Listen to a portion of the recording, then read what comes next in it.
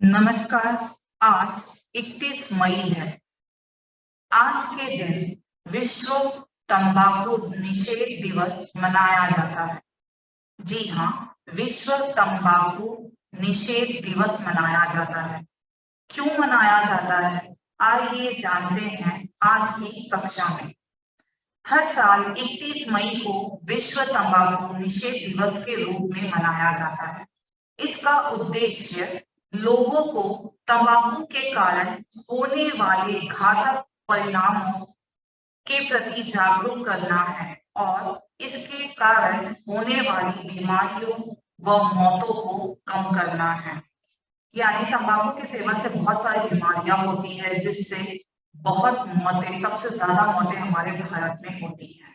तो तंबाकू के सेवन से होने वाली बीमारियों और मौतों को कम करने के लिए तब से हर साल इस दिन जागरूकता अभियान चलाया जाता है।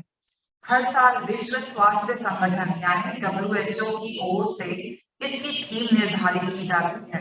साल 2022 में विश्व तंबाकू निषेध दिवस की थीम है पर्यावरण की रक्षा करें। आज इस मौके पर हम आपको बताते हैं तंबाकू से होने वाले उस नुकसान के बारे में, जिसे जानने के बाद आप भी निश्चित रूप से इसे छोड़ने का प्रण ले ही लेंगे। वैसे तो हम बचपन से सुनते आए हैं कि धूम्रपान, तंबाकू सेहत के लिए हानिकारक है, कैंसर जैसे भयानक रोग लग जाते हैं, पर दिन प्रतिदिन इसका सेवन कम होने की बजाय बढ़ता ही जा रहा है, जिसकी वजह से समाज में नई नई बीमारियां पनप रही हैं। विश्व में हर साल 31 मई को नो टोबैको डे यानी तंबाकू निषेध दिवस, वर्ल्ड नो टोबैको डे मनाया जाता है। आज के दिन तंबाकू के उत्पादकों के सेवन पर रोक लगाने या इसका प्रयोग कम करने के लिए हर उम्र वर्ग को जागरूक किया जाता है। 1987 में विश्व स्वास्थ्य संगठन ने तंबाकू के उपयोग से होने वाले रोगों के कारण मृत्यु दर में वृद्धि को देखते हुए इसे एक प्रलयकारी बुराई माना। तब पहली बार ये दिन 7 अप्रैल 1988 को विश्व स्वास्थ्य संगठन WHO की वर्षगांठ पर मनाया गया।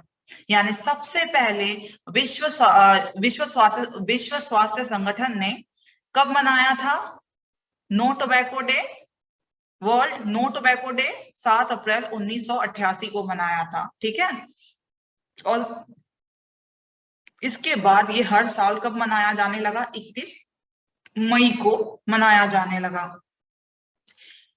इस दिन का उद्देश्य तंबाकू से होने वाली बीमारियां व उसके नुकसान के बारे में सचेत करना है, क्योंकि हर वर्ष 70 लाख से ज्यादा लोग इस दुनिया को अलविदा कह जाते हैं। आप सोच सकते हैं कि ये कितना बड़ा आंकड़ा है। 70 लाख से ज्यादा लोग इस दुनिया से क्या कह जाते हैं, अलविदा कह जाते हैं। तंबाकू के रूप में लोग सिगरेट का सबसे ज्यादा इस्तेमाल करते हैं। तंबाकू के सेवन से धीरे धीरे दिल की बीमारी, आंखों से कम दिखना, मुंह से दुर्गंध आना, कैंसर, फेफड़ों और मुंह का कैंसर होना, फेफड़ों का खराब होना इत्यादि भयानक बीमारियां लग जाती हैं। इसलिए इसको धीमा जहर की उपाधि से नवाजा गया है। यानी यह जहर ही है जो धीरे धीरे हमें अंदर से खत्म करता है। और अगर आपके आसपास कोई सिगरेट पीता है और आप यह सोचकर शुक्र करते हैं कि आपको यह लत नहीं है, पर आप सावधान हो जाइए। सिगरेट का धुआं पैसिव स्मोकर्स की हेल्थ को ज्यादा नुकसान पहुंचाता है। तो भारत में कई साल पहले सार्वजनिक जगहों पर स्मोकिंग करने पर रोक लग चुकी है, लेकिन इसका पालन कोई नहीं करता। डॉक्टर्स के मुताबिक तंबाकू के धुएं से 7,000 केमिकल्स होते हैं। तंबाकू के धुएं में कितने होते हैं, 7,000 केमिकल्स होते हैं, जिनमें से 50 कैंसर की वजह होते हैं। अगर आप ऐसा सोचते हैं कि थोड़ी सी देर में कुछ खास फर्क नहीं पड़ेगा, तो आपका वहम है। इन केमिकल के संपर्क में थोड़ी सी भी देर मौजूद रहना खतरनाक होता है। इसलिए अगर कोई सिगरेट पी रहा है तो उससे आपको दूर रहना है। आप भले ही नहीं स्मोकिंग करते हैं, लेकिन इसके धुएं से आपको बीमारियां हो सकती है। विश्व स्वास्थ्य संगठन WHO के एक सर्वे के मुताबिक दुनिया भर के कुल धूम्रपानों में से 12% भारत में है, यानी सबसे 12% धूम्रपान जो है हमारे भारत में किया जाता है। तंबाकू के सेवन से हमारे देश में हर साल लगभग 1 करोड़ लोग अपनी जान गंवा बैठते हैं। तो आप देख रहे हैं सिर्फ हमारे भारत देश में कितने लोग मरते हैं इसके सेवन से, 1 करोड़ लोग। ये तो मुझे लगता है कोरोना के आंकड़े से भी कहीं ज्यादा है, क्योंकि धुएं के कारण वातावरण में उपस्थित रसायन के संपर्क में आकर लोग इसके शिकार बनते हैं। इन सब भयानक बीमारियों को देखते हुए हमें भी सचेत रहना चाहिए और लोगों को भी सचेत करना चाहिए, जागरूक करना चाहिए इससे होने वाली भयानक बीमारियों के बारे में। सरकार को भी चाहिए कि इसके बारे में ठोस कदम उठाए। आइए जानते हैं थोड़ा और विस्तार से कि किस तरीके से हमें और कौन कौन सी बीमारियां तंबाकू खाने से होती है। स्मोकिंग फेफड़ों में कैंसर का सबसे बड़ा कारण माना जाता है। इसके अलावा जो लोग सिगार, हुक्का या पाइप के जरिए तंबाकू का सेवन करते हैं, उनमें भी फेफड़ों के कैंसर होने का खतरा बहुत ज्यादा होता है। दरअसल सिगरेट या तंबाकू में निकोटिन नाम का एक पदार्थ पाया जाता है जो हमें इसका आदी बनाता है। इसे लेने से हमें कुछ समय के लिए काफी अच्छा महसूस होता है, लेकिन जब मस्तिष्क को निकोटिन प्राप्त नहीं होता तो अलग सी बेचैनी बढ़ जाती है और स्वभाव में गुस्सा और चिड़चिड़ापन आता है। मस्तिष्क को संतुष्ट करने के लिए व्यक्ति बार बार सिगरेट पीता है और इसका आदी बन जाता है। सिगरेट लेते लेते वो कब घातक बीमारियों की चपेट में आ जाता है ये जान ही नहीं पाता। जो लोग सिगरेट की बजाय तंबाकू को चबाकर खाते हैं, उनमें मुंह का कैंसर होने का खतरा सबसे ज्यादा होता है। उत्तर प्रदेश के मैनपुरी शहर की तंबाकू विश्व प्रसिद्ध है। मैनपुरी में छोटी उम्र से ही बच्चों को तंबाकू का सेवन करने की लत लग जाती है। आपको जानकर हैरानी होगी कि विश्व में मुंह के कैंसर के सर्वाधिक मरीज मैनपुरी में ही पाए जाते हैं। हाँ, विशेषज्ञों की माने तो तंबाकू सिर्फ मुंह के कैंसर के लिए ही जिम्मेदार नहीं होती, बल्कि खाने की नली और गले के कैंसर की वजह भी बनती है। स्मोकिंग और तंबाकू के सेवन से दिल की बीमारी होने का खतरा 2 से 4 गुना तक बढ़ जाता है।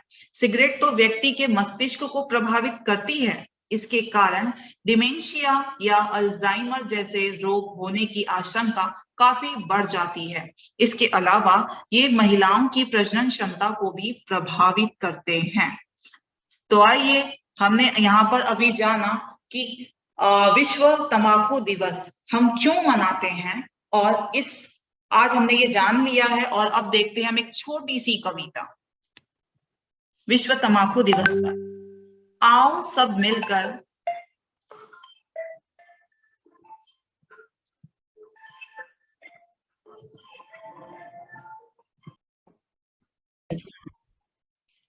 आइए कविता को पढ़ते हैं।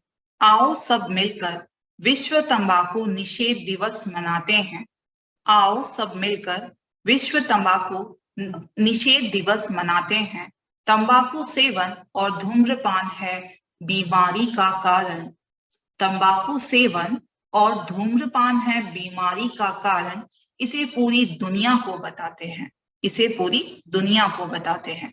तंबाकू कैंसर जैसी बीमारियों का जन्मदाता है। तंबाकू कैंसर जैसी बीमारियों का जन्मदाता है। फिर इंसान इसे इतने चाव से क्यों खाता है? फिर इंसान इसे इतने चाव से क्यों खाता है? जो भी इंसान बीमारी की चपेट में आता है वो पूरा जीवन बड़ा ही पछताता है। वो पूरा जीवन बड़ा ही पछताता है। अपने बच्चों को तंबाकू सेवन से बचाएं। अपने बच्चों को तंबाकू सेवन से बचाएं। यह जीवन बड़ा ही अनमोल है। यह जीवन बड़ा ही अनमोल है। स्वस्थ जीवन जीने के लाभ को समझाएं। स्वस्थ जीवन जीने के लाभ को समझाएं। धन्यवाद।